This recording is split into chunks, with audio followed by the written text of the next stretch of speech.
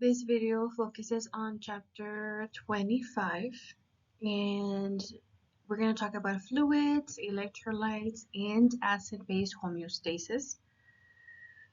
We briefly talked about fluids and electrolytes on chapter 22, so this chapter is going to focus more on that in detail. Okay, so introduction about this chapter. Like I said, one of the things that we will be focusing on is body fluids. And the definition for that is that pretty much is composed of all of the body's water-based liquids. So any liquid that is part of the body is going to be body fluid. That includes blood plasma, interstitial fluid between the tissues, the cytosol, which is inside of the cells, cerebrospinal fluid that's in the brain, in the lymph nodes, exocrine secretions that are responsible for secreting hormones, and other specialized fluids. So any fluid will be considered a body fluid. Of course, just like any other level of homeostasis, there's a fluid balance, meaning normal levels of that. The study of maintaining the appropriate volume and concentration of the body's intracellular and extracellular fluids, meaning in and out of the cells. And this is a largely studied of water balance. There's supposed to be a specific balance on that. Now, there's imbalances, of course. That is when the body is unable to compensate due to inadequate excessive amounts of waters or even low amounts of waters as well, which that can lead to serious homeostatic consequences. Now, if water obeys the principle of the mass balance, meaning the normal levels are maintained, then what is gained must equal to what is lost. So what you lose in terms of fluids, you have to gain it as well. Now, there's multiple factors that impact the fluid balance. The amount of water that you drink, any physical activity. I know that working out through sweat, you lose water. Kidney function, medications can also play a role as well, and even digestive activities. Okay, so electrolytes are going to be part of the body fluid. You find them in there and in the cells, of course. But an electrolyte, the definition is a substance that dissociates into ions. Whatever molecule, whatever substance that is, they're going to be broken down into ions, meaning when they're put in water, they're going to have a specific charge, meaning either a positive or a negative. So for example, here we have sodium chloride. It is a substance. And then once it is put in water, it then dissociates into being a positive sodium ion and a chloride negative ion. Now, the charges are little electricity, so they are particles that conduct electricity in the solution, which is of course the water. And of course, they're found in large quantities throughout the body. Non-electrolytes are going to be substances that generally are there, they're broken down, but they are broken down into covalent bonds. This is when the electrons are shared equally. Not necessarily do they have a charge, they're just mainly substances that are broken down, and they're broken down by the covalent bonds. So for example, here we have a carbohydrate placed in water. It is broken down into smaller sugars, which are then, like I said, joined together by covalent bonds. They don't really have any positive or negative charge like the ions do. Now, the term ion differentiates electroform of elements. This includes sodium, potassium, any pretty much ion or atom that has a positive or negative charge. In the atomic form, sodium and potassium are metals that explode when placed in water, and calcium emits hydrogen gas, which is that physical state in water. In ionic form, electrolytes simply dissolve in the water when they are present in fluids, which we know that most of the body is made up of water. And now, of course, same thing as the other properties in the body, there has to be balance. Electrolyte balance is also maintained by the principle of mass balance. Electrolytes are obtained from, of course, having a specific diet that equals the amount that is lost from the various routes of the body. These mechanisms include hormonal, which are hormones that are secreted by cells that are supposed to, of course, maintain electrolyte balance. And we'll talk about that specific number and balance on that. Now, ions, the concentration is not dependent not only on the number of ions, but also in the fluids of the body, but also like in the blood.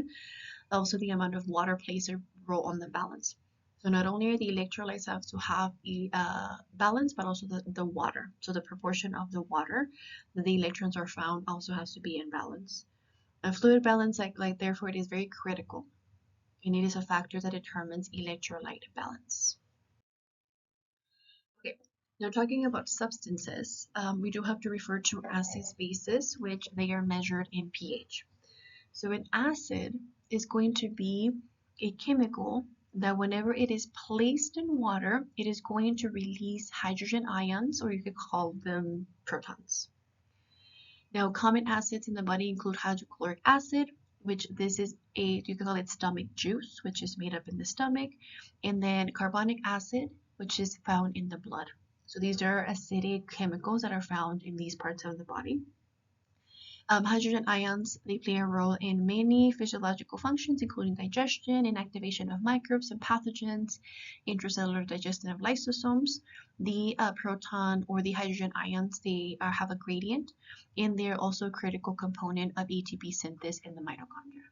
So when the cells make ATP through the mitochondria, they do need a lot of hydrogen ions to be released inside of the mitochondria for ATP production. So it's very, very important. Now, on the other hand, we have base, and when you also hear the word alkaline or alkali, that means that it's a base.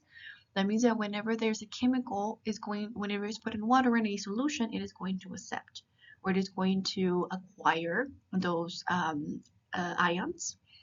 So generally results in salt and molecules of the water. So an example of a base will be the bicarbonate ion.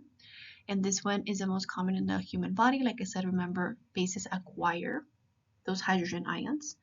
Bicarbonate and other bases are player in major buffer systems. They do resist dramatic swings in the hydrogen ion concentration of the body fluids. So that means that there's a mechanism that kind of helps the cells withstand that. Now, depending on the capability of each acid and base, contributing to the concentration of the ions in a solution, we're going to call it a pH scale. So the pH scale is the concentration of ions in a solution, and each acid and base have different levels. So for example, the lower the pH, that means that there's more hydrogen ion concentration. The higher the pH, that means that there's, the other way around. The higher the ion concentration, that means that it's a lower pH. The lower the hydrogen ion concentration, it is a higher pH. So for example, solutions that are measured each less than 7, they're considered to be acidic, kind of like the stomach juice. If it is closer to 0, that means that it is going to have a higher ion concentration. If it is closer to pH of 7, which 7 is neutral, it is going to have less concentration of ions. Now, bases are measured by a pH greater than 7. If it is away from 7, like closer to 14, which is the highest pH, that means that is the least concentration of the ions out there. The closer to 7, it is going to be more of a higher concentration. And of course, if the solution is pH of 7, it is neutral. The concentration is balanced of the hydrogen ions. Okay. So the total body water, like I said, its reference is volume. That if you're looking at the standard man, and if you notice it's quote unquote, let's say the standard man is 70 kilograms, 154 pounds. Just let's say that. So in reference to his body weight, the amount of water that in the body is about 60% of its total weight. So we take 60% of 70 kilograms is 42 kilograms, or 60% of 154 is 92.5. That means that if you weigh 154, 92.5 pounds are going to be water, which if you notice, it's a lot. Now, 1 kilogram of water equals 1 liter, so that equals to 42 liters, meaning 11 gallons of total water that is going to contribute in a man that is 70 kilograms. Of course, if you weigh less, it's less than that, or if you weigh more, of course, it's more than that as well. Now, also another thing to consider is that this is the standard man, meaning a man that is not really muscular, that doesn't have a lot of fat tissue, that is young, and is not a female. But of course, the total body is going to vary depending on the individual's, I guess, body complexity. Of course, males are bigger than females, so they're going to retain more water. Body mass, it also plays a role. Age, as you get older, you tend to be weighing less. And then, of course, having any adipose tissue, which fat does weigh something. So if you have more fat, then that's, of course, going to contribute to your total body weight. Now, talking more about the components of fluids, there's two compartments. Intracellular compartment is going to be any fluid that is found inside of the cells, meaning in their cytosol. Now, normally cells are made up of about 70% water. So any water that is found inside of the cells, that is going to be the intracellular fluid, which accounts about 60% of the fluids, or 26 liters, if you want to put a number to it. So here we have the cytosol, which it contains 60%. So inside of the cells, there's fluid. That fluid that is inside of all of your cells is going to contribute to 60% of the fluid in the body inside. Extracellular compartment, it is, we're going to call it extracellular fluid, is any fluid that is outside of the cells. So extracellular. So anything, here you could see that it's in between them. That is going to be any extracellular fluid. And then part of the extracellular fluid, you have the body blood plasma, which contributes to 8%. What is found in the blood vessels. And interstitial fluid is about 32%. So anything that's not part of the blood plasma is part of the cells in between them. Just to give you an idea, the solutes composition of the plasma and interstitial fluid, they're very similar. The main difference in composition is in the protein content, whatever protein they have. Plasma is much higher protein content than interstitial fluid. So meaning interstitial fluid virtually has no proteins at all, and the plasma does because of the whole blood function and all that. However, solute composition of the extracellular fluid and cytosol vary starkly. And here the next graph shows you the concentrations that normally you will find in the extracellular fluid, meaning outside of the cells, and inside of the cells, which will be the cytosol. For example, we have sodium. It is found way more on the extracellular fluid compared to the cytosol. So you find sodium more out of the cells. And chloride is less than the sodium, but it's still way more than inside of the cells, cytosol. Calcium is very little, but you find it more out than in, so in the extracellular fluid than in the intracellular fluid or the cytosol. And then you have bicarbonate. This one is more on the extracellular fluid, less in the cytosol. Proteins, way less on the extracellular fluid, virtually none, way more inside of the cells. Potassium, less on the outside, way more on the inside, because mainly proteins are there to help the cells function, so you're going to find them mainly in the cytosol. Magnesium is found less in the extracellular fluid, but more on the cytosol. And then you have the sulfate, which is less out, more in. And then you have the monohydrate phosphate, which is way less in the extracellular fluid compared to the cytosol.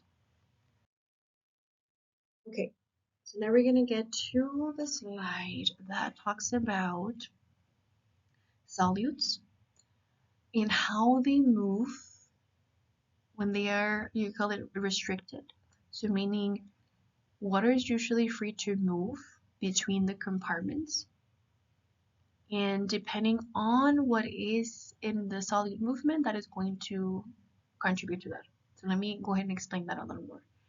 So meaning that water is always going to be traveling between the compartments, meaning and the let's say extracellular fluid and the intracellular fluid.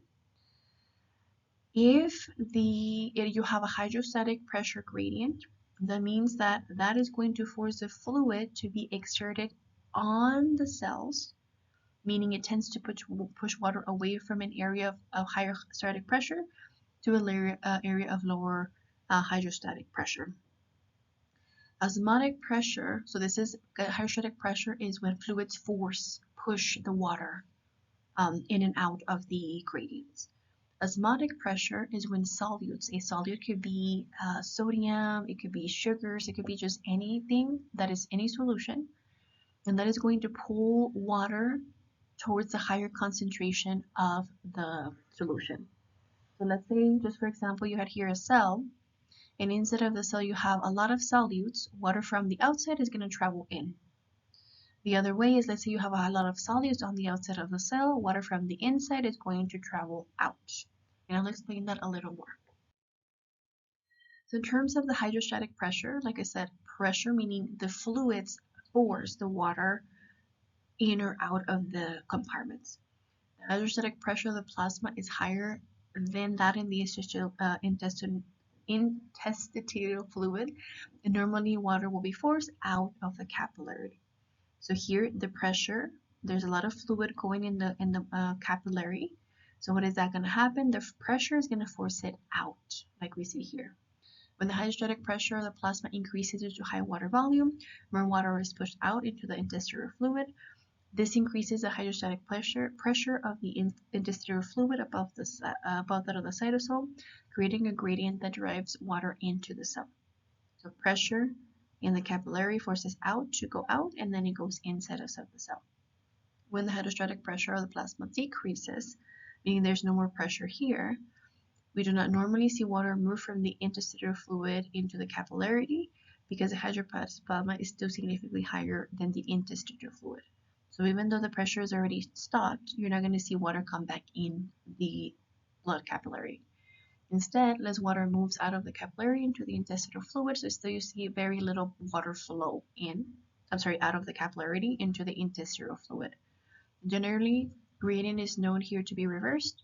The other way can happen when water moves out from the interstitial fluid into the plasma, so back into the plasma. In extreme cases, when it happens severely, it could cause severe blood loss, since there's a bunch of water coming back in there, and it can lead to hypovolemic shock. Now, there's two possible ways on how the extracellular fluid, in terms of the solute, varies, causing water movement. Either it creates a hypotonic extracellular fluid that causes the cell to gain water. What does that mean? Is that interstitial fluid starts coming inside of the cell, so from the outside to the in. When the cell has a lot of water coming in, it is going to cause it to swell. So here, this is some type of osmotic pressure where you have a solute that is higher on the inside of the cell, so water from the out, meaning the extracellular fluid, is going to go inside of it. Since it's taking up a lot of water, it is going to swell. Now the opposite can happen as well. Let's say that the extracellular fluid has a lot of solutes. Okay, water from the inside of the cell is going to travel, or in the cytosol, travel out, and this is going to cause the cell to shrink or shrivel or crenate as well, which is the scientific term. Crenating is the cells shrinking when water leaves the cell due to more solutes on the outside, meaning the extracellular fluid. So the direction of the body movement between the plasma and the interstitial fluid is determined by the forces of the water of the pressure gradients. Wherever the pressure is going to force the water out of that gradient. High hydrostatic pressure dominates the arterial end of most blood vessels. That is going to cause for water to be pushed out of the vessel, and then it's going to go through the interstitial fluid.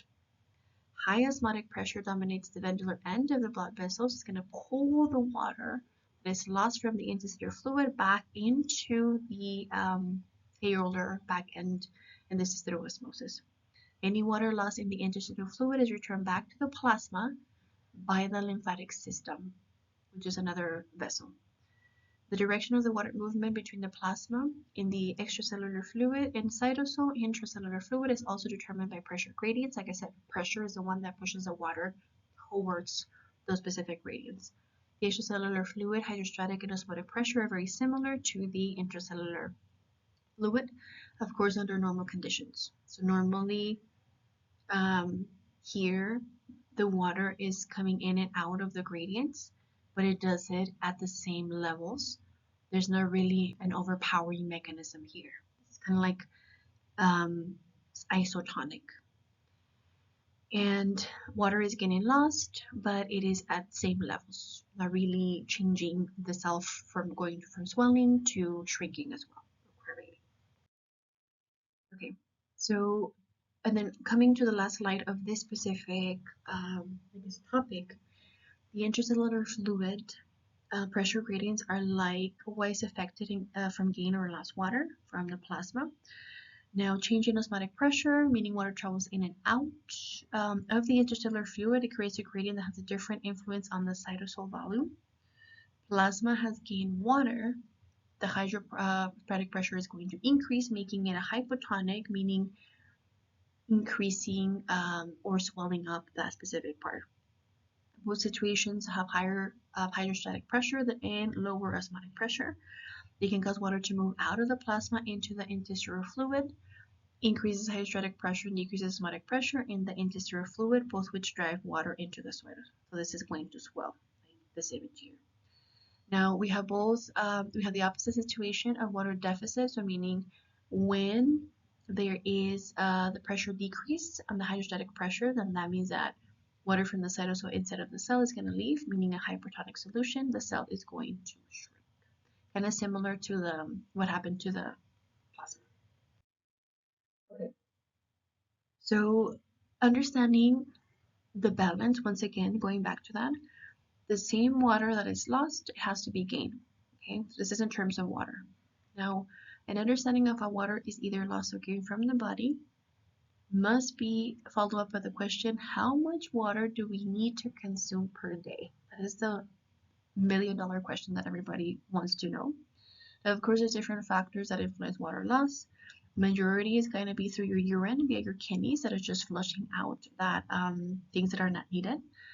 Obligatory water loss is going to be that, meaning that about 500 mLs of urine that are produced daily, respectively. The fluid intake, they're going to require to prevent toxic buildup, so they need to flush all those molecules and electrolytes when they are not balanced.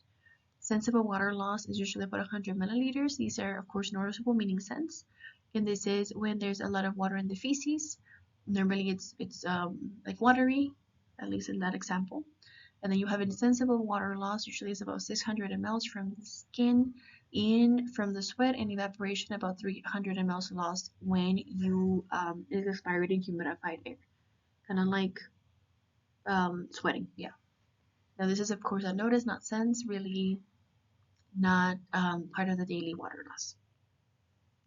Most people lose about 2.5 liters of water every single day, although this fluctuates depending on how much water they drink, how much physical activity, meaning sweating, what food they eat, and maybe if they have any infection or anything that it's the body's trying to fight.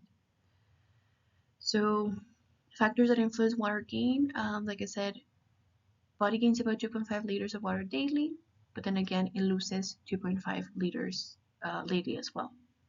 So here we have the contributions of when water is lost. So your lungs lose about 200 mLs, your skin loses about 600 mLs, and through your feces is about 100 mLs. Urine is going to be about 1500 mLs. Now, what is gained back? Normally, you have 250 through catabolism, breaking down some of the components from the food. Whatever food you ate is 700 mLs, and then any liquids are 1500 mLs. So like I said, water when it's lost, 2.5 liters, and you also gain it back. Okay. So water loss and gains water intake from ingested lipids driven from thirst mechanism. So there is these control osmoreceptors receptors that are found in the hypothalamus, and what they do is they respond to changes in the plasma osmolarity, which adds about 15,000 mL daily. So your brain is always getting information. How much water did we gain? How much did we lose? And all these things. And when it's needed, of course, you have this thirst mechanism that makes you want to drink some water. So here we have the normal homeostatic range. Like I said, receptors are saying, okay, we have enough water, everything is good, everything is normal. When the plasma osmolarity increases above normal range, that is abnormal, so the hypothalamus is going to, the osmoreceptors are going to be receiving that signal. Then the osmoreceptors are going to stimulate the thirst in the hypothalamus. You're going to think, I'm thirsty, and that is going to cause you to drink water. And then hopefully you go through normal levels. Now, it's not going to be really focused in this image, but in this next slide. But just to introduce some terms, juxtaglomerular cells, they are in the kidneys and they initiate the ROS, meaning renin, angiotensin aldosterone system, which ends up in the formation of androsten 2 that stimulates the hypothalamus and thirst mechanism. Now, what happens when the opposite, the plasma volume is decreased? What is going to happen is that the baroreceptors that are part of the arteries, I forgot to mention that in the previous slide, they're going to decrease the plasma. Then the jugular cells or G cells, they're going to then change the neutrophils, which are then activating that renin angiotensin aldosterone system, or the ROS. Those two systems are then going to be received by the vasoreceptors in angiotensin 2 on the brain in the hypothalamus, and then that is going to cause you to also drink water and hopefully maintain those normal levels. Now, to give you the exact numbers of how much water do we drink, using amount of water lost combined with the amount of gain, we can answer that water intake, when there's a balance in the water loss, an average person loses about 2.5 liters of water daily, so they need to gain back those 2.5 liters. So more or less drink about 2.5 liters, but that's average person. 700 mLs of water that is gained from foods and 250 mLs gained from catabolic reactions, leaving about 1.5 liters of water that will need to be ingested. So that means that about 1.5. Daily intake of water, of course, varies. If you sweat more, if you have more activity, then of course you have to drink more water. If you're taking a specific medication that causes you to dehydrate, that also drinking water. Some people might need 4 to 5 liters. And this is because they sweat a lot or they have some type of imbalance condition. Okay. Now, regulating the hormones, they're going to, of course, help reach those balances in that fluid balance. So there's 4 hormones. The first one is the ADH, antidiuretic hormone. This hormone plays a major role because it is what is going to help balance the water intake and how much water is lost. Okay, so remember, the same amount of water that is lost, you have to intake the same amount. Now, this hormone is produced in the hypothalamus and released from the posterior pituitary.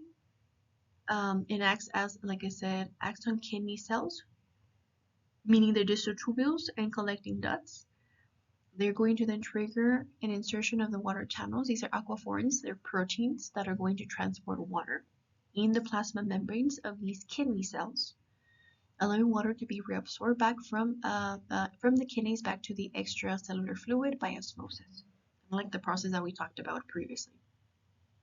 If you have increased antidiuretic hormone, that leads to water reabsorption, increases the extracellular fluid volume, and decreases urine volume as well, because it's taking mainly most of the water for reabsorption. If you have decreased ADH, antidiuretic hormone, it leads to more water elimination, meaning you need to eliminate that water, not really absorb it via the urine, and decrease the extracellular fluid in the volume. It could be from many things. Maybe you have a food poisoning or something that needs to increase your urine elimination. Now, obligatory water loss is only water loss in the urine when an antidiuretic hormone is at its peak, meaning it is secreted at its peak. Now, antidiuretic hormone activity and osmosis still require presence of a gradient, so meaning from low to high concentrations. And this is a concurring system with a neutron loop, which we learned in chapter 24. The angiotensin 2, aldosterone, arterial natriuretic peptide AMP are also other hormones that help with fluid balance, but you learn these in chapter 16 and 24. You can go back to review them as well. Now, the normal daily variation in water intake and loss is compensated by altering the urine output, meaning how much urine is expelled out. Of course, there's imbalances that caused by several conditions. They could overwhelm and prevent these compensations from happening.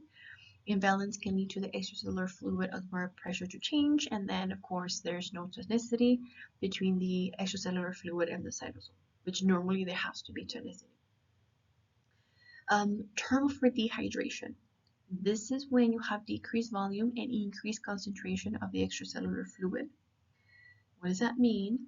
Is that sometimes that can cause, because you are sweating a lot, there's vomiting, there's a lot of diarrhea, vomiting, there's a lot of water that is expelled out by these two. Some extra endocrine conditions, maybe you have an abnormal endocrine system, or even diuretic use, meaning drugs that help you urinate more. As the extracellular fluid osmolarly increases, then water moves out of the cells by osmosis, and cells crenate, so they shrink, leaving both water and electrolyte imbalance. And of course, this could be fatal because the cells need those fluids and electrolytes as well.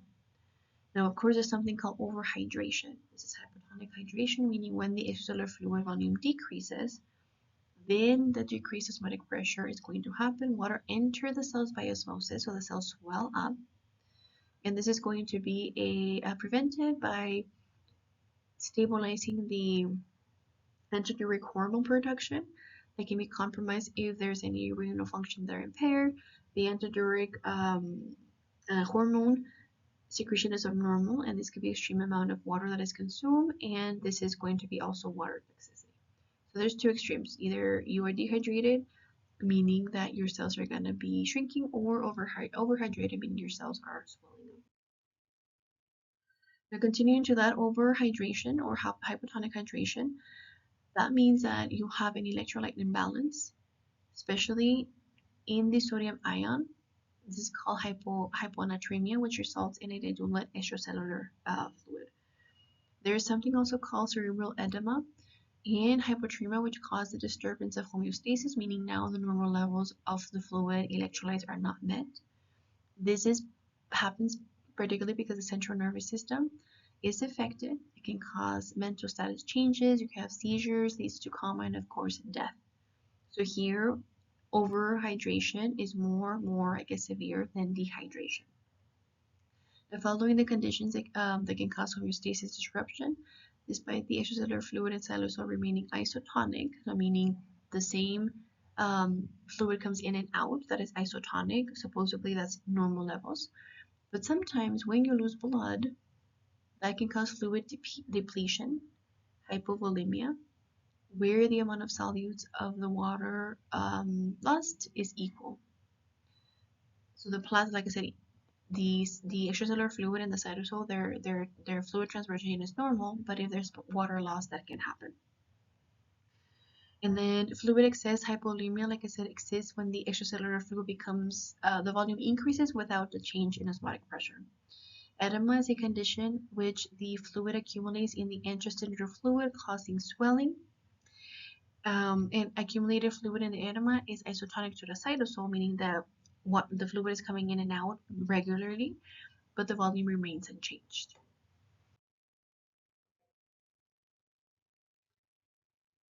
Now let's talk about sodium. Since we're talking about electrolytes, sodium is part of those electrolytes. But remember, electrolytes are ions, So it is a sodium atom that lost an electron and it is positive. Now it is more abundant in the extracellular fluid, which we talked about in that graph. And it is a cation because it lost an electron, so it is positive. Normally it maintains about 135 to 145 milli equivalent per liter. Now this is a steep ion gradient between the cytosol and the extracellular fluid. So sodium is very critical for electrophysiological processes in the body. For example, one of them is how the signals, those electric signals, are sent in your nervous system. Sodium plays a major role in that. Sodium concentrations are going to be kept low within the cell. So normally sodium is low in the cell but high outside of the cell. And how it gets transported is by a sodium potassium ATPase pump, which is just a protein in the plasma membrane. Potassium permanently prevents the leakage back to the cell, because remember, normally inside of the cell is low, outside it is high. The sodium channels in the plasma, they're going to rush into the cell when an electrical signal is being sent. So when a neuron is sending an electrical signal, sodium ions rush in. So here I have the image. At resting potential, it looks like this. When the signal is being released, the potassium ions are rushed in. Once the the electrical signal leaves, then the threshold keeps lowering all the way down, which it would be depolarization. Going up is depolarization, sorry. So sodium, like I said, is a very well, you could say, regulator. It's an ion that regulates the a lot of electrical signals. But both sodium ion balance and fluid balance, when water reabsorption happens in the kidneys, depends on the gradients that are mostly the sodium ion interstitial fluid. So meaning what sodium ions are in the interstitial fluid, that is going to play a major role of how the sodium ion is balanced and the fluid balance as well. So let me explain this one here. So normally, ideally, you want to have the homeostatic range where the sodium levels are normal. What happens when the sodium levels decrease from normal range? What's going to happen is going to be these receptors that are found in the neurophons, and they're going to then release that angiostensin-aldosterone system, or the ROS. Then that is going to go through the control center, and the juxtaglomerular cells, they're going to then release that specific hormone that then is going to be released into the angiostensin system, that then is going to try to normalize the sodium levels and then go back to normal. So this is kind of like, if sodium levels decrease, this is the whole process of stabilizing it. Okay, so what happens when there's a sodium imbalance? Like I said, sodium concentrations, they're found in the body fluids. They're determined by the number of ions and the number of water molecules. So kind of like a ion-water ratio. If there's an imbalance that can happen, it could either be increased or decreased. The the levels of sodium can be increased or decreased. If they are going to, increase, you have hyperthermia, which is elevated sodium concentration greater than about 45 milliequivalents per liter. This just happens when dehydration happens. So there's more sodiums compared to water molecules. Hyponatremia is the opposite. When you have decreased sodium concentration, that's less than about 135 milliequivalents per liter. And this is over hydration, you have more water molecules compared to sodium ions. So this is how it happens. Normally, let's say that you have just to give, I'm going to talk about these beakers, but then I'm going to associate it to what happens in the real body. So let's say that you have 3 beakers. One of them has 90 mLs, and it has 10 sodium in them. Okay, so you could say that the sodium concentration is, sodium chloride concentration is less, and then chloride is not represented here, but just know that it's there. So meaning that per every 90 water molecules, you have 10, so it would be 10% of sodium. Let's say that you decrease the water and now you have only 40 water molecules and you have the same 10 sodium, so there will be 20% sodium chloride in the solution. Let's say that you increase the water to 190 water molecules and you still have 10, there will be 5% concentration. So here we're looking at the water sodium ratio. Let's put it into your cells. Let's say that these beakers represent your cells. Okay. Normally, when your sodium concentration is normal, it will kind of look like this. 10%. It looks very similar. When you are beakering, when you are dehydrated, it will resemble beaker B, meaning that you have less water, more sodium ions. So that means when you're dehydrated. When you're overhydrated, you have way more water molecules compared to the sodium ions. So the main goal here is to establish a equilibrium where you have 10% of sodiums compared to the water ratio. Now potassium is another ion, and normally found in the intracellular cytosol parts of the cell, so inside of the cells. And this one is a concentration normally supposed to be 139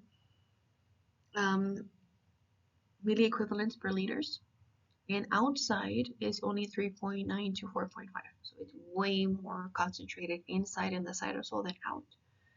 Now, of course, same thing as the sodium ions. They are also regulated by the sodium potassium ATPase pumps. When the signal is, let's say you have the electrical signal here, when it is being released out, or sorry, it's coming back down, we're going to call it the repolarization step, meaning all the sodium are going to come back inside of the cells. Because normally when the signal happens, they go out and then they're going to come back in when repolarization is happening. Now, just like sodium, the potassium ions have a specific concentration. There is, it plays major roles in the cells, the concentration range.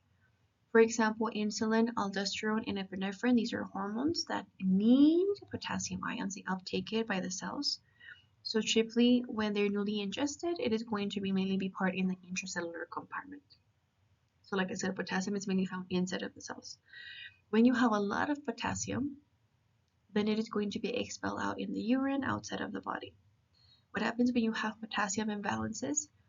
Potassium, in excess of potassium is taken in or lost. It could affect even the water balance, when especially when there's no noticeable sodium ions, and it can even get an imbalance on extraphysiological nature. So meaning, for example, your neurons, when they're sending signals, sometimes they can be affected by the potassium concentration. So if you have hyperkalemia, this means that in your plasma you have potassium concentrations that are greater than 4.5. This is very dangerous. It could be fatal because now you have an electrolyte balance. Remember, ions like potassium are part of electrolytes. So making resting membrane potential of excitable cells is more positive, meaning bringing back all those potassiums in, then flushing them if through the urine if needed. If you have a hypolemia, then you have in your plasma you have less than 3.9, which is mainly caused by diuretics, meaning sometimes those drugs cause you to pee, meaning release a lot of urine, and that can lead to a lot of potassium ion loss. Now, once again, establishing that, doing resting potential, this is going to be more negative, meaning more of the cells are going to be hyperpolarized, meaning they're going to try to bring back those potassium ions. Other very important ions that are part of the electrolytes, we have calcium and phosphate, and they're going to be referred to by these. Now, they are bound together normally because they do have the hydroapatite crystalline structures of osseous tissue. Osseous is bone tissue. The calcium ions and phosphate ions are going to be required for other physiological processes, like they play a major role in muscle contraction, cardiac action potential. They're also used for intracellular signaling. They help with blood clotting and even neurological synaptic transmission. So they do play a major role. They're not as abundant as sodium and potassium, but they still are very important. So when the calcium ions levels rise, neurons become less permeable to sodium, and as calcium levels drop, neurons are going to be more permeable for sodium. So as the calcium levels rise, less sodium can go through the cells. When calcium levels drop, then they can't do it that easily. Phosphate ions, they're also involved with ATP molecule production. Okay. So how do you regulate the calcium and phosphate ion homeostasis? Well, calcium ions are strictly maintained by the plasma. It is about 8.7 to 10.4 milli equivalents per gram. And they have to strictly stay like that because they do contribute with bone tissue, distal tool and collecting system of the kidneys. They are part of the small intestine. When the extracellular fluid, when the calcium levels drop, the calcium levels are going to be released in the bone tissue by osteoclasts, which are there for reabsorption. Then they reabsorb and filter in the kidney, and they absorb and readily from ingested from fluids and liquids. So here, the dropping of the calcium levels in the extracellular fluid is going to cause bone tissue to be reabsorbed. When the extracellular fluid, when the calcium ions level rise, then that is going to lead the deposited osteoblasts, which they regenerate the bone. Less calcium ions are going to reabsorb and filtrate, and then if you have less dietary calcium, then it's going to be absorbed by the small intestine, where most of the absorption happens. Now, the levels of phosphate ions is not nearly as tightly regulated, like I said, as other, ions in the body. But if they are lower than the calcium ions, then that is going to require a certain number of the calcium ions to be in the cytosol. And same thing, if the phosphate ions bind to calcium ions, then they form a solid calcium phosphosides, reducing the free number of calcium ions. So kind of like they work together in these interchangeable mechanisms. The body excretes more phosphate ions and retains more calcium ions. So it releases more phosphate but gains more calciums. And then two hormones that play a role in the regulation of calcium and phosphate ions are the pyrethroid hormone PTH and the D3 calcitrol hormone as well. Other hormones that also influence these two ions in terms of their balance: calcitonin, cortisol, and the estrogens as well. So then when the pyrethroid hormone is released from the pyrethroid gland in response to a decreased calcium ion concentration in the blood. So the pituitary gland receives a signal, hey, calcium ions are very low in the blood. It's going to release the pyrethroid hormone. This is going to trigger osteoclast activity, reabsorption of the bone, stimulate more calcium reabsorption from the kidneys, and inhibit potassium reabsorption in the kidneys. So absorb more calcium, stop absorbing potassium. Now this is going to activate the D3, and this is going to be like a potent stimulator for calcium ions to be absorbed by the small intestine. So meaning any food that you eat, this system is going to say, hey, absorb it as much calcium ions because we need it more than ever. Now increases potassium ions absorption in the small intestine, but this is going to increase it only in the extracellular fluid. Potassium ions level, unlike the pituitary hormone, they ensure potassium ion levels do not drop low. This is when the D3 is used there. Now, what happens when there's calcium imbalances? If you remember, one of the functions for calcium is muscle contraction. So it can be an immediate and dramatic impacts of many physiological processes, even with small concentration changes. If you have the hypercalcemia, this is defined by the plasma calcium levels are above. They're associated with hyperparathyroidism, excessive vitamin D, they have point disorders, and renal failure. These are going to be more noticeable because it does affect the nervous system, and you have the ability for those sodium ions to be able to cause that mechanism. And you will have like muscle spasms and all of that, like here. Hypokalemia is defined by when the plasma levels are very low. This is associated by the parathyroid hormone. Parathyroid hormone, and an ineffective parathyroid hormone that comes along with renal failure, then that is going to, of course, have vitamin D deficiency, and then the neurons are going to be hyperexcitable due to increase of the sodium permeability. So here, these two calcium levels, if they increase or decreases, they do affect the sodium concentration as well.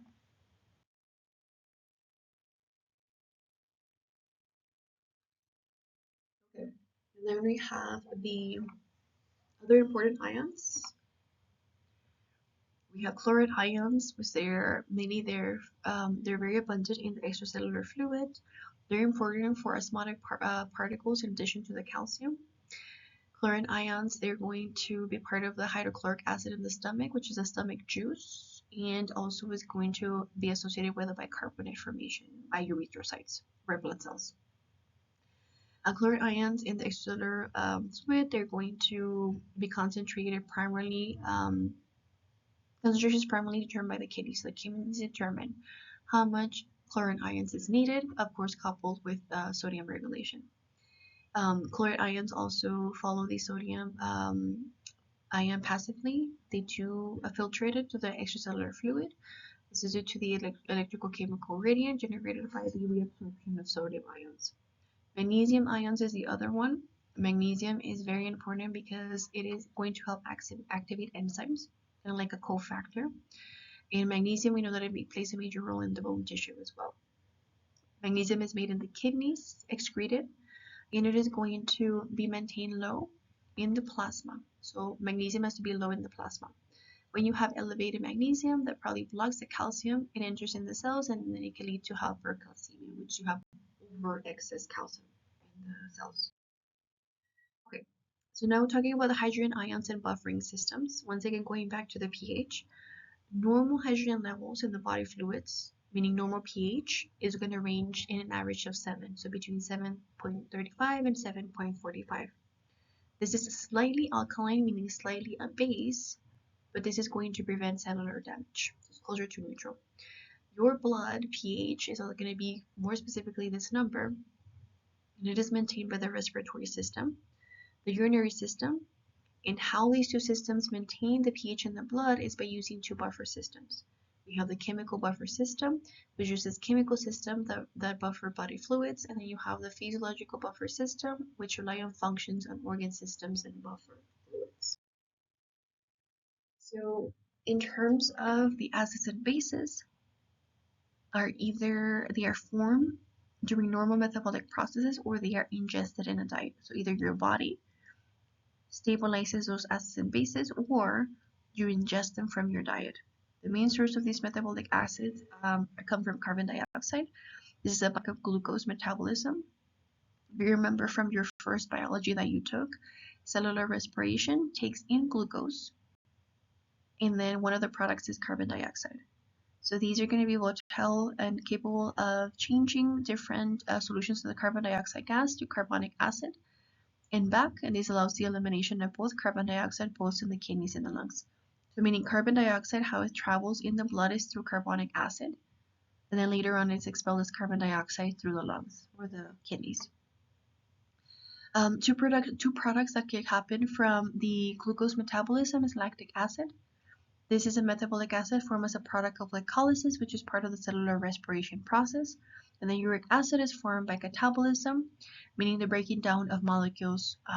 Energy is released in the form of the nucleic acids. We also have acidic ketone which form by fat. Catabolism is a breaking down of the fat, and other acids form as the intermediates of the citric acid cycle, which is part of that glucose metabolism. Fixed acid, which are non-volatile acids, they are acids that are unable to change the gaseous state, so they have to be eliminated by the kidneys because they can't really do anything for the cells. Diet is a rich source of both acids and bases, so when you're eating food, it's either more acidic or more basic, neutral, although it does not contribute to the pH changes in metabolic reactions. So metabolic reactions in the body, they do whatever they need to do in terms of pH, regardless of what you're eating. Now, in terms of stabilizing the pH in the body, you have these chemical buffers. And these chemical buffer systems are going to be consisting of having a weak acid that has in its conjugate base. These are going to resist large swings in the pH. So meaning, let's say that you have a very strong acid that is added to a solution, you're going to need a weak base buffer system to really it removes those protons. Remember, a base acquires those protons, and this is going to maintain homeostasis in the pH level. So once again, you have a very strong acid. If you notice, the lower the number of the pH, the higher the more strong of an acid it is. So you're gonna add an acid but a buffer, which is a weak base, to the solution, and now if you notice, you have more of a weaker acid. You could also have the same thing. You could have a very strong base, which is represented here. You then can add more of the base of the buffer, meaning a weak acid. And if you notice, you still have a base, but now it's weaker. So it's a weaker base.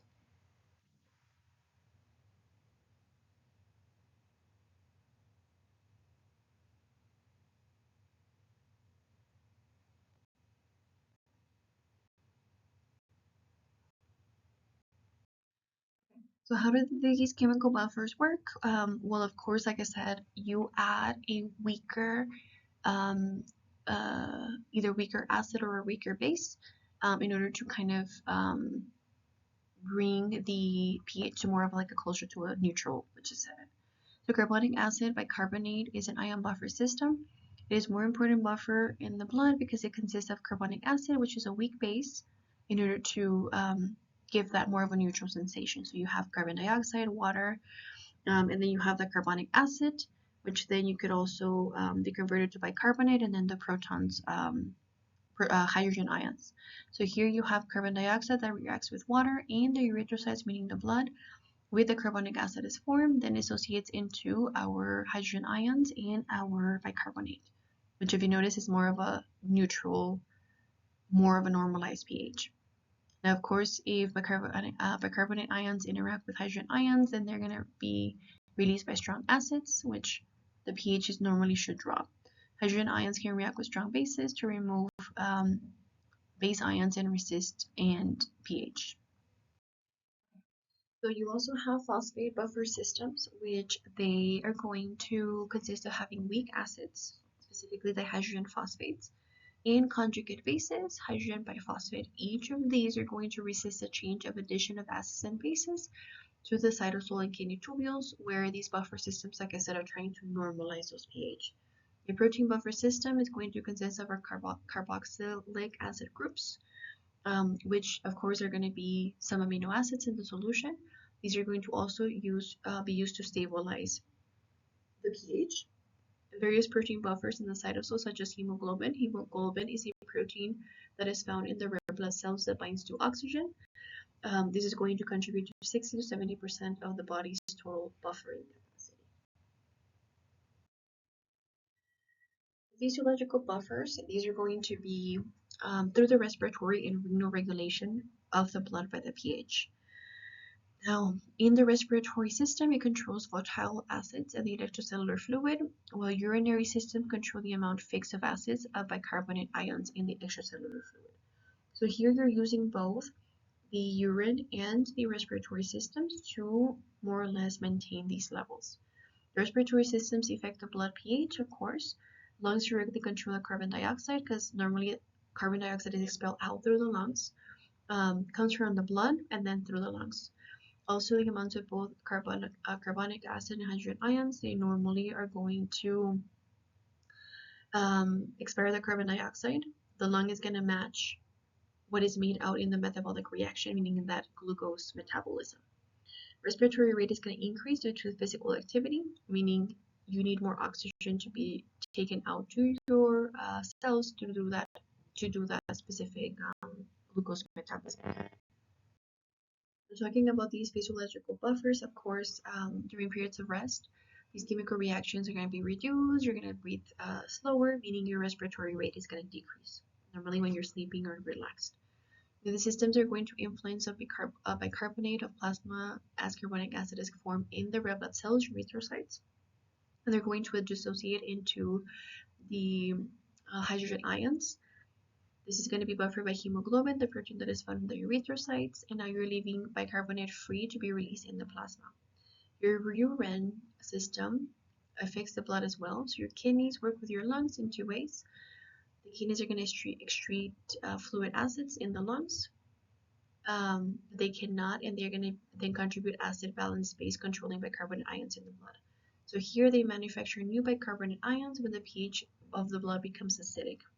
Bicarbonate is a base, so this is kind of saying having a weak base to kind of neutralize a acidic pH. They can also secrete and eliminate bicarbonate ions when the blood becomes too alkaline, which we are going to understand in the next coming slides.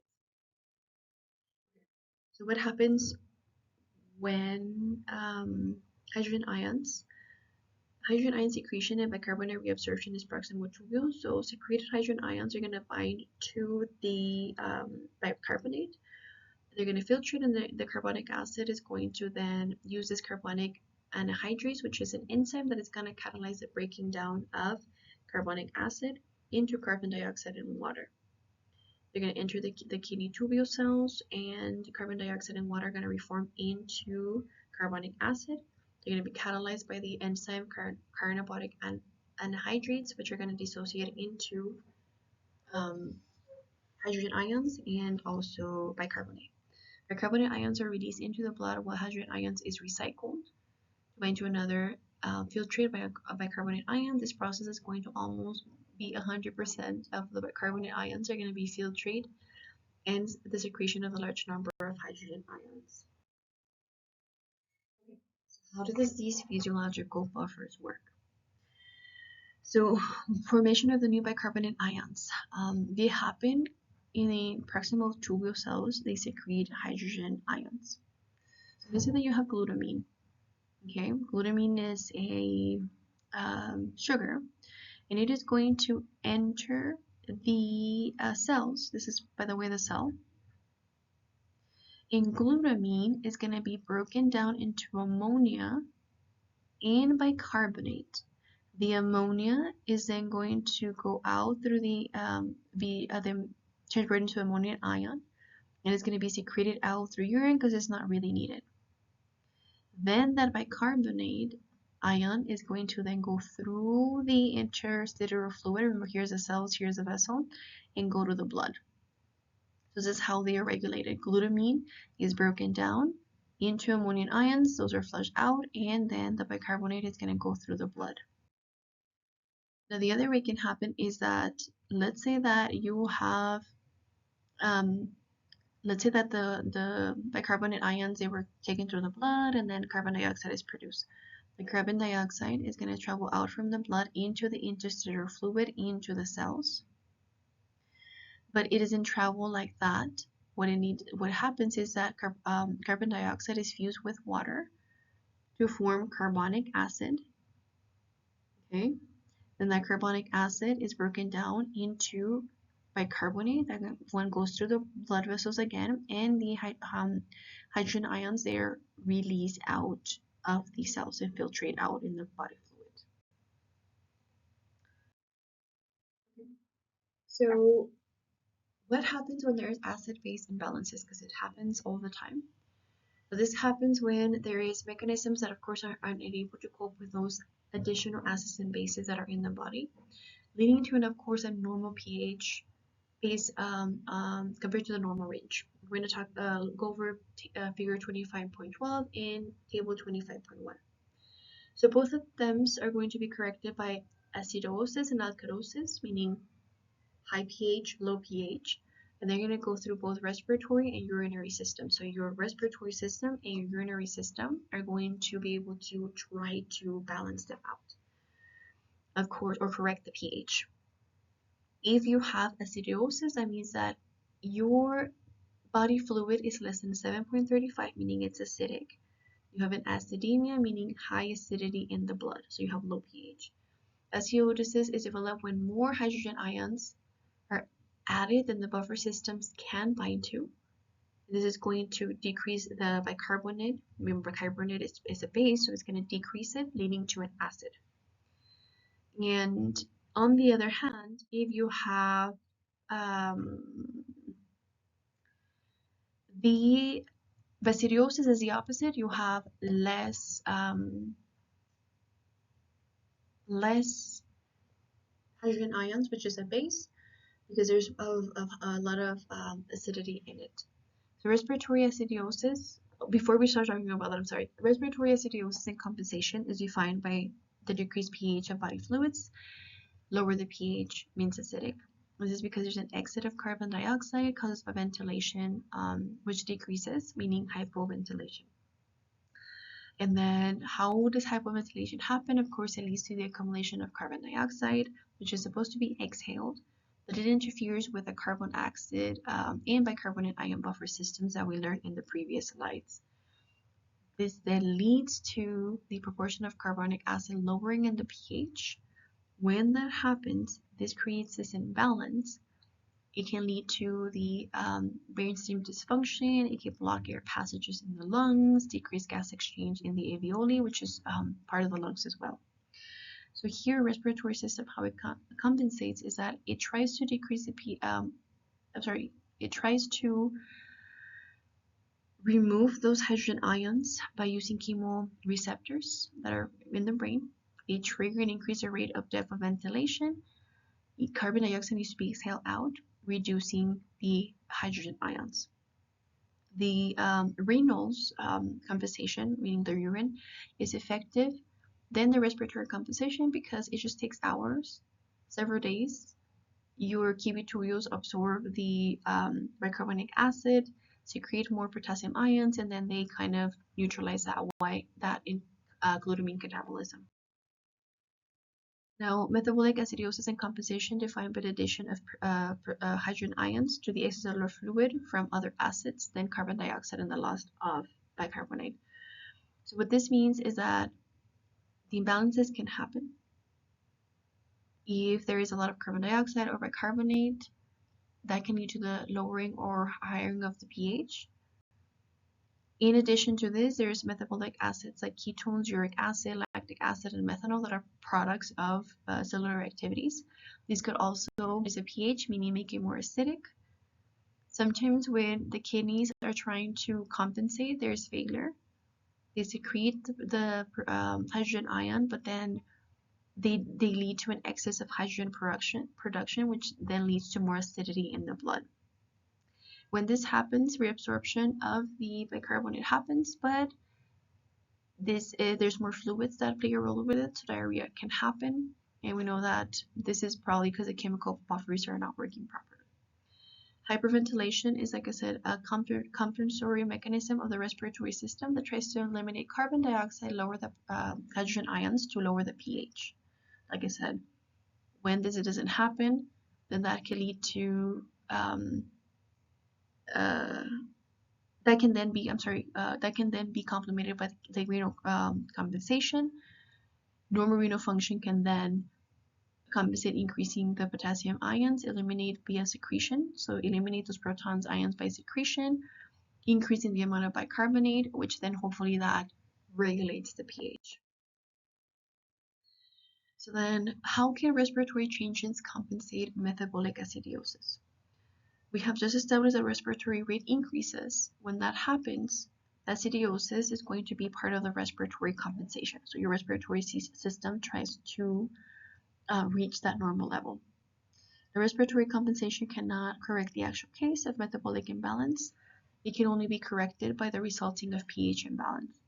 So remember, the pH of the solution depends only on the number of hydrogen ions present, not the source of the hydrogen ions. So meaning the pH is responsible of what hydrogen ions are part of the solution, what are present now, not where the hydrogen ions came from.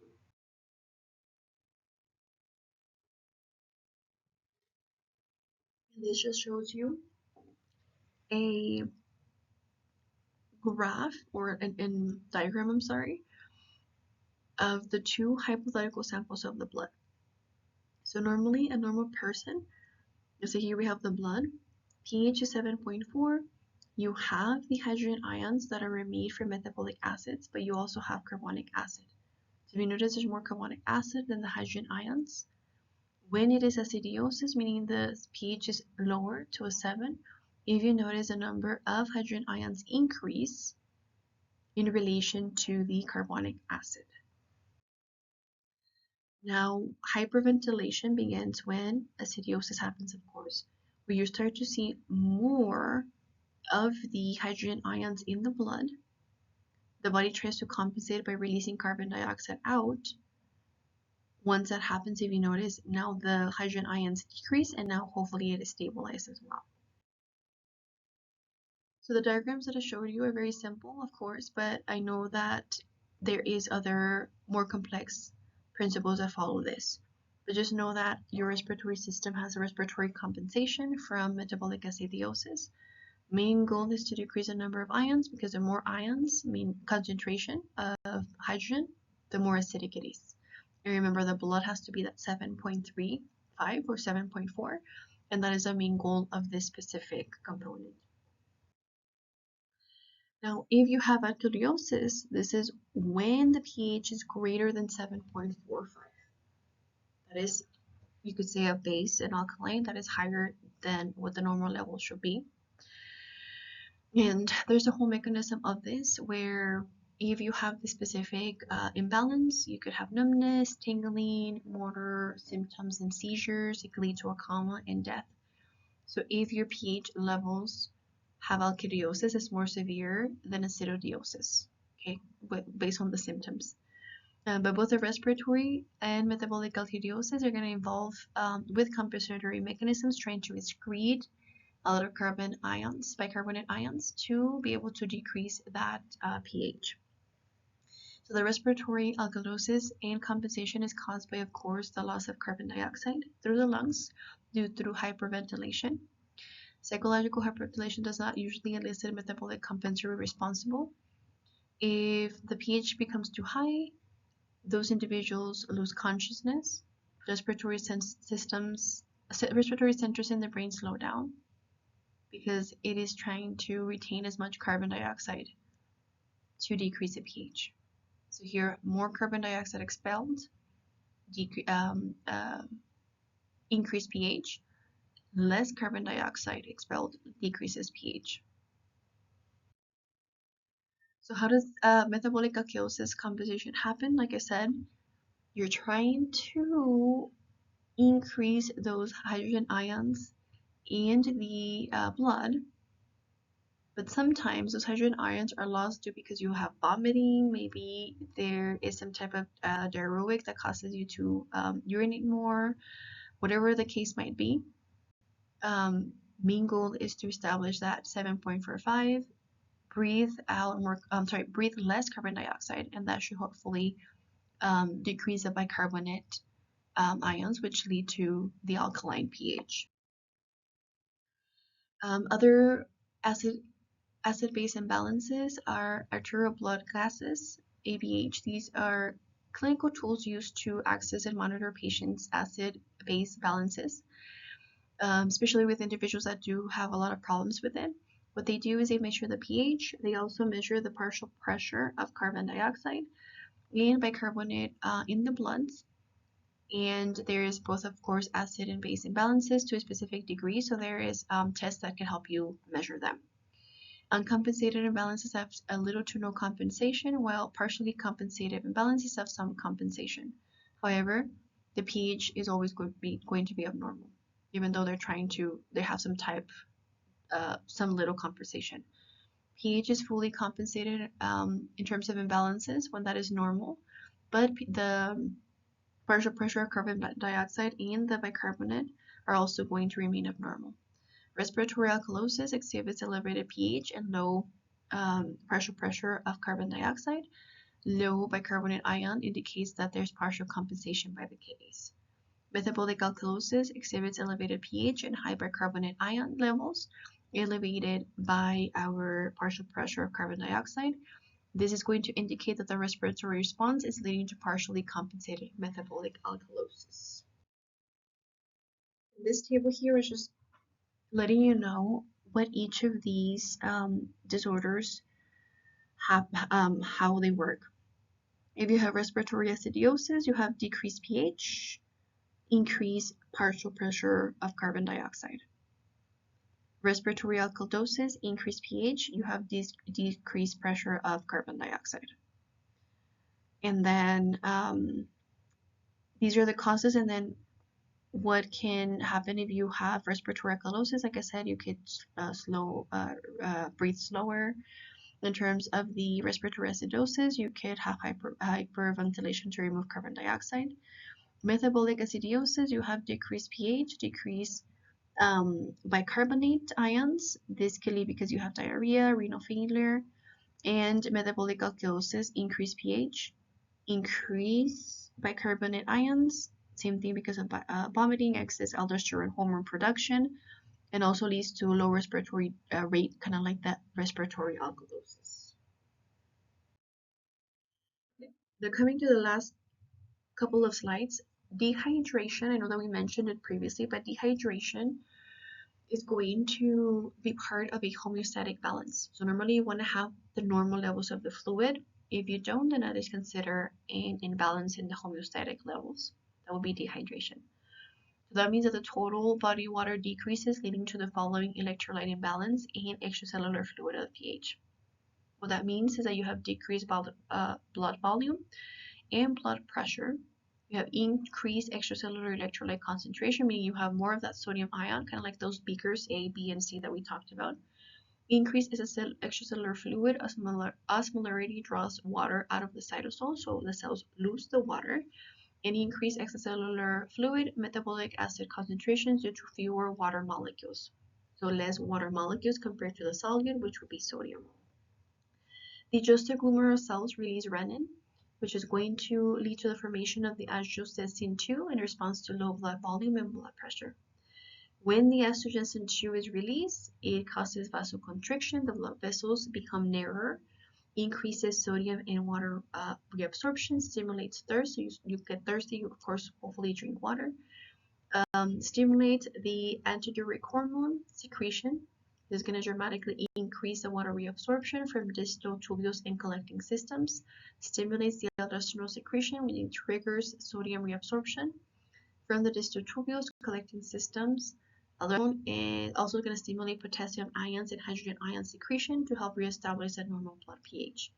After this, hopefully the fluid levels are restored. And then here we have the summary of what happens when you are dehydrated.